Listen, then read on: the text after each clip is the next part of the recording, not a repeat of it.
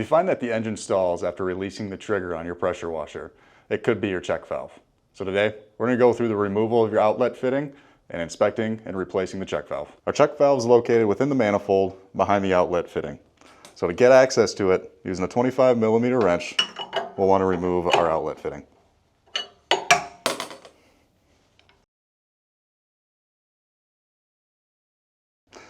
Now that we have the outlet fitting removed, we'll see that the check valve is stuck within the outlet fitting itself due to hard water deposits and corrosion.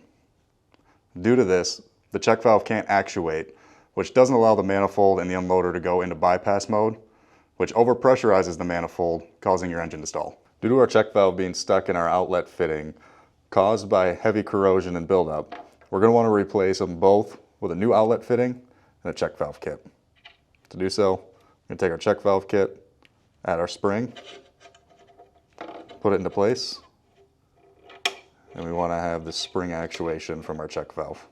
Before installation, we're going to put a thin layer of grease on all the O-rings. With the O-rings greased, we'll add some blue Loctite to the threads.